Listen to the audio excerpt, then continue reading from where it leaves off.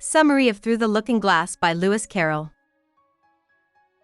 On a chilly day in November, Alice is relaxing in the sitting room with her black kitten, Kitty, and playing with her as Dinah, the mother cat, cleans Snowdrop, the white kitten. Kitty gets into trouble when it plays with Alice's ball of yarn and unwinds it. Alice scolds the kitten for this and other bad behavior. Alice tells Kitty that she will send her to Looking Glass House, the house she can see in the mirror above the fireplace. Alice jumps up and down and looks around through the mirror. On the fire, she sees tiny live chess pieces, but the pieces don't seem to see her. Lily, the White Queen, screams for her daughter, who is sitting on a table. Alice picks up the Queen to help her. The Queen is shocked. She also lifts up the White King. She looks around and turns the pages of a book. They figure out that the writing isn't in a different language, it's just backwards because this is Looking Glass World. She puts the book up to the mirror and reads a poem called Jabberwocky. Alice likes the way it sounds, but she doesn't understand what it's about. Alice goes outside because she knows she needs to keep exploring. There is a hill in the yard that Alice wants to climb so she can get a better view. She tries very hard, but the tracks always lead her back to the house instead of up the hill. Two flowers that can talk, a tiger lily and a rose. Alice is told by the rose that the tree in the yard keeps them safe with its bark by saying bow woof. In the far distance, Alice sees the Red Queen. The girl is now taller than Alice. Alice chooses to talk to her and doesn't listen to the rose when she tells her to go the other way. When Alice finds herself back at the house, she is angry and chooses to go home. In a moment, she is on the hill in front of the Red Queen. In a stern voice, the Queen asks Alice what she's doing here and tells her how to properly behave. Alice doesn't understand why she keeps saying that the hill is a valley. When Alice looks around, she sees that the land around her is shaped like a chessboard, with brooks separating the squares. She says she'd love to be a queen and asks if she can play.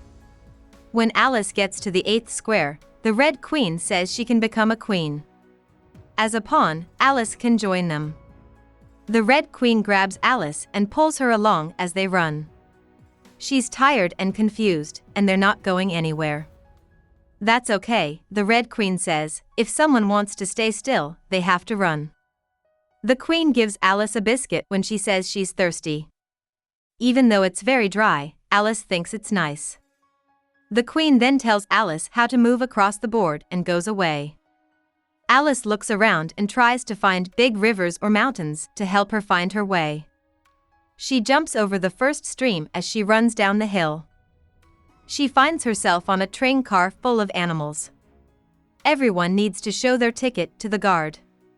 There is only one person on the train who doesn't have a ticket, and everyone calls her out for it.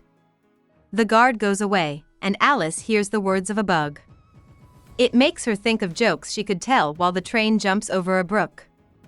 It looks like Alice and the gnat are under a tree. The gnat is about the size of a chicken.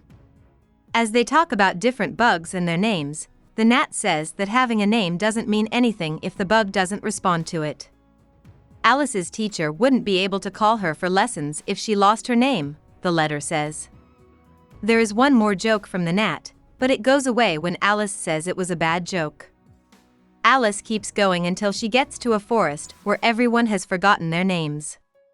A fawn shows up and leads Alice through the woods. On the other side, the fawn remembers its name and learns that people are scary, so it jumps away in fear. Alice cries because she is lonely. Alice finally gets to Tweedledum and Tweedledee, who are the same man. She thinks of an old song about Tweedledum and Tweedledee, two brothers. The boys don't answer Alice's question about how to get through the woods. They both put out their hand to shake, and Alice takes both of them at the same time because she doesn't want to hurt either of them. They dance around in a circle, and Tweedledee then chooses to read The Walrus and the Carpenter. He doesn't answer Alice's question about where to go. The main characters in the poem trick oysters so they can eat them. When Tweedledee is done, Alice tries to figure out which character was the better person. She hears a loud sound. He takes her to where the Red King is sleeping and tells her that Alice is just a figure in the Red King's dream. Alice starts to cry, but she tries to calm down by telling herself that this is all nonsense. Even though she begs one last time for help, the brothers decide to fight over a broken rattle. Their armor is made up of sheets and pillows, and they make Alice help them put it on. But before they can fight, a big crow flies over and scares them away. The White Queen, who is messy, runs toward Alice to get her blanket. The Queen wants to hire Alice as a maid because she helps her fix her hair and robe. The Queen says that Alice would never get the jam because today isn't every other day, so Alice says no. She doesn't want the reward, which is jam every other day. The Queen tells Alice that she can remember things in both ways, which makes Alice even more confused. The Queen screams in pain and then pricks her finger on a pin to show how it works. After following the Queen across a brook, she ends up in a dark shop with a sheep knitting. Alice tries to look around the shop, but she can't see anything if she looks at it straight on. Alice gets knitting needles from the sheep, and then she and Alice end up in a boat together. For some reason, the sheep yells feather, and Alice doesn't know what to say. She stops to pick some pretty rushes, but she doesn't notice that as soon as she puts them in the boat, they die. And all of a sudden, Alice and the sheep are back in the store. Alice agrees to buy an egg. The sheep drops the egg, and Alice walks toward it, but it seems to get farther away. Humpty Dumpty is made out of the egg. Everything Alice says makes Humpty Dumpty mad, so Alice quietly sings the baby song Humpty Dumpty to herself. When Alice meets Humpty Dumpty for the first time, he says her name is stupid because it doesn't tell him anything about her shape. When they talk about Alice's age, Humpty Dumpty says that she should have stopped growing at age 7 instead of letting herself get to 7.5. She doesn't want to fight, so Alice says nice things about Humpty Dumpty's belt. He snarls that it's a cravat and wasn't a birthday gift. He tells Alice that presents for someone who doesn't have a birthday are better than presents for someone whose birthday they do have. He calls this glory, which he defines as a knockdown argument. Humpty Dumpty tells Alice that words can mean anything he wants them to mean. Alice asks Humpty Dumpty to help her figure out what Jabberwocky means. This is the first line of the song he wrote just for Alice. He then makes Alice listen to it.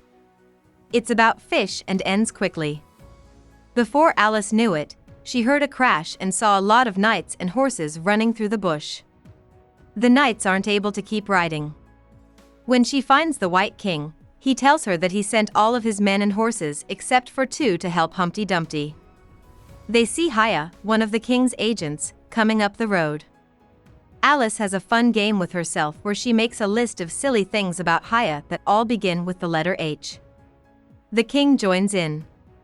She is happy when Hiya gets to the king and pulls the food from his bag that Alice talked about in her game. Hiya tells Alice that the White King's crown is up for grabs in the next town between the lion and the unicorn. The king promises Alice that the winner will not get the crown. Alice can remember a song about a lion and a unicorn who got into a fight, but the brown and white bread broke up the fight. She goes after the king and Hiya. Their fight with the creatures ends when they join the other runner, Hada. He thought kids were just scary monsters, so the unicorn is shocked to see Alice. As the lion joins the group, he yells for the plum cake. Alice is supposed to cut the cake for the lion, but she can't. The unicorn tells Alice to share the cake and then cut it. It breaks into 3 pieces. When loud drums start playing, Alice jumps over a brook to get away from the noise. Once everything is calm, the Red Knight comes riding up and captures Alice. The White Knight shows up and fights the Red Knight. The White Knight wins, even though both of them fall off a lot. The White Knight says he will take Alice to the 8th square. As they walk, the knight trips and falls a lot. They talk about how much he loves coming up with new ideas. But his ideas are hard to understand and don't work very well. At the square's edge, he reads her a poem about meeting a man sitting on a gate. He then gets on his horse and goes off. After crossing the brook, Alice sees that she has a big crown on her head. She is so happy to be a queen. She tries walking in the crown, but it's hard for her. Out of the blue, the Red Queen and the White Queen show up and scold Alice. They then ask each other to Alice's dinner party. The queens tell Alice that she needs to work on her manners because it's her dinner party. Alice is confused and says that she should invite people. The people start to tell Alice questions, but Alice doesn't understand them. The White Queen starts to yawn, so the Red Queen tells Alice to sing her a bedtime story. The two queens both fall asleep. They start singing while they snore, and Alice wakes up in front of a doorway that says Queen Alice. There are no bells that say for her, so she can't figure out how to get inside. Something tells Alice that no one else can come in, and an old frog tells her to stop going to the door all the time. She walks in and sits down between the two queens as the door flies open. When Alice sees that everyone showed up, she is glad that the queens did because she wouldn't have known who to ask. A waiter brings Alice a mutton, shows it to her, and then takes it away. The Red Queen tells Alice that she can't eat the food she has been given.